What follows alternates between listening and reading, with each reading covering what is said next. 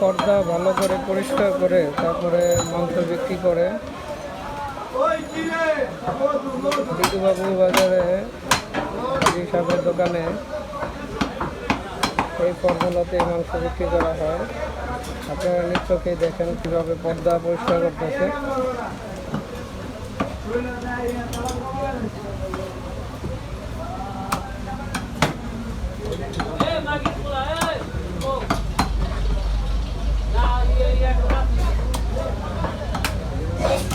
পরিষ্কারের লাগে এক নাম্বার।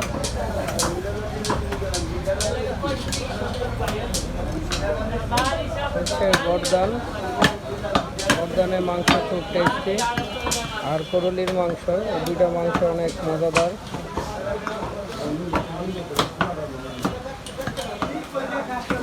আজকে দুইটা গরু জবাই করা হয়েছে, দুইটা গরু 9 মণ মাংস হয়েছে। প্রায় শেষ পর্যায়ে সন্ধ্যার আগে এই মাংস বিক্রি হয়ে যাবে। এই দোকানে 3-4টা গরু জবাই করলেও মাংস থাকে না, কারণ অনেক আগের থেকেই এই দোকানের নাম।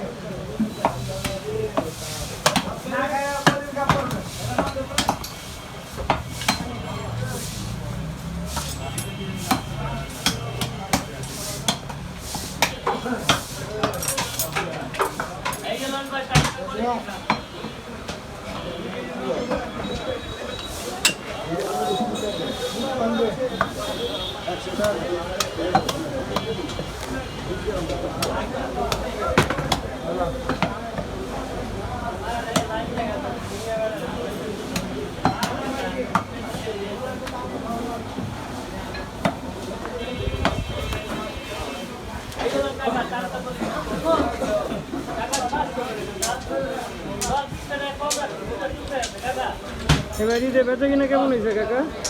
না, গত বছর একটু কম। কম, গতবারে যেতে এবার একটু কম। মাংসের দাম বেশি হওয়ার কারণে নাকি?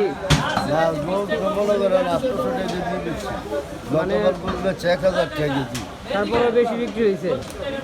এবার 800 টাকা বিক্রি করা তো কম কম। তাহলে মানুষের হাতে টাকা নাই? না না, টাকা পয়সা নাই।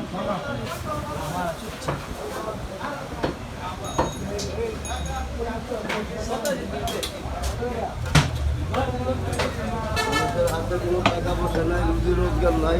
বাংলাদেশে তো একটা সমস্যা আছে, দাম বাড়লে জিনিস বেশি বিক্রি হয়। দাম বাড়লে জিনিস